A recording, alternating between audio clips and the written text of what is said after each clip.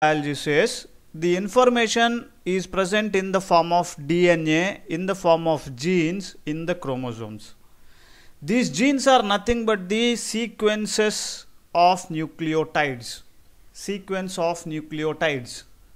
You know that DNA consists of 4 nucleotides: adenine, guanine, thymine and cytosine.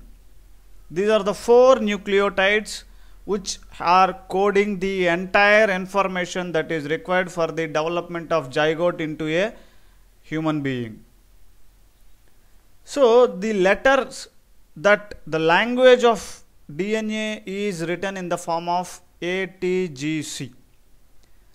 Then this information, how this information is passed on to all the cells.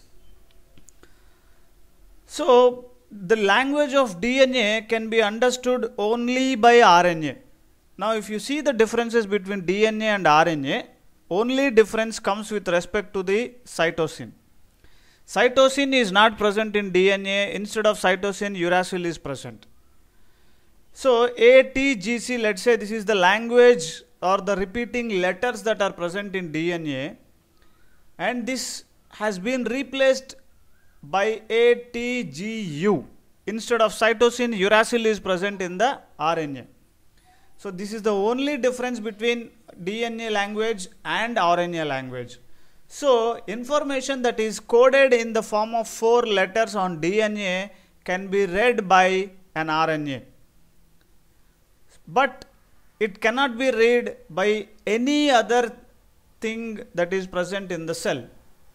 So there is an organization, there is a procedure to communicate in this cell. So the information that is stored in the form of DNA, and this information is passed on to the next generations, to the next offsprings, and this is how the DNA information is conserved. This is how the DNA information is conserved. So that is why it is called as genetic information, as it is passing on to the next generation. Now, so the information that is present on the DNA cannot be read by any other thing except by DNA or by RNA. So to preserve the genetic information,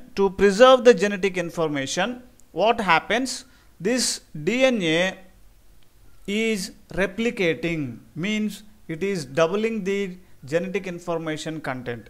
Whenever you see the replication, there is a, you know that DNA is a double-stranded DNA, and before undergoing replication there should be an unwinding of DNA. When the DNA unwinds, the unwinded region, the replication will start. And once the entire DNA undergoes unwinding and the DNA strand is synthesized, this DNA, newly synthesized DNA strand, detaches itself from the DNA, parent DNA, and it synthesizes the another strand of DNA which is complementary to the DNA strand. So this kind of replication is called as semi-conservative replication, as one of the DNA is coming from the parent DNA and the other strand that is newly synthesized. So this is a newly synthesized based on the complementarity of the information present on the single strand.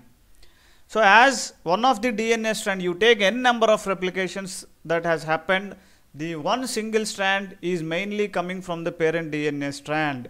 So on both sides, when it undergoes unwinding, both sides, though the DNA replication is going on, but these two DNA strands will never form a double helical structure. Each strand synthesizes a new strand. So this kind of replication is called as semi-conservative replication. Now, so DNA is giving its information to the DNA by replication. Now, for the growth and development, division of cells and the controlling of cell functions is also under the purview of DNA. So this information has to be given to something, because DNA cannot perform all the functions in the cell. So it has appointed certain things. It has one mechanism to regulate the entire process of cell. So DNA has given flexibility to RNA to read its information, as the language of DNA and RNA almost matches, except with respect to the cytosine. Instead of cytosine, RNA reads as uracil. You know that the Chargaff's rules base pairing, always adenine binds with thymine and guanine binds with cytosine. So this is a Chargaff's base pairing. Chargaff's base pairing rule. So in the DNA double helical structure, the purines always equal to the pyrimidines, and purines they never bind among themselves. Similarly, pyrimidines they never bind among themselves. The bonding is always between purine and pyrimidines. Adenine and guanine are purines, and thymine and cytosine are pyrimidines. So adenine binds with thymine by 2 hydrogen bond, guanine binds with cytosine by a 3 hydrogen bond. So this complementarity makes possible to convert this semi-conservative to happen this semi-conservative replication. So that is why one of the DNA can come from the parent DNA, and the single strand DNA can make the complementary strand so that it becomes double helical strand, and this is passed on to the next generation.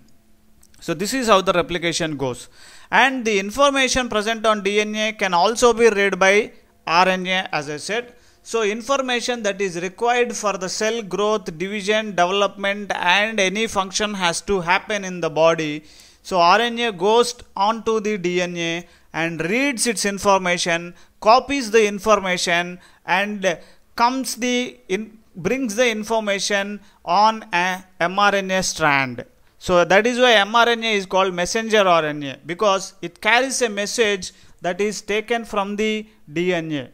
So DNA is giving the information to mRNA, and mRNA from the nucleus, it comes into the cytoplasm and goes on to the ribosome's machinery. On the ribosome's machinery, this mRNA decodes this information that is present on DNA and converts them into amino acids. So then it starts synthesizing the proteins.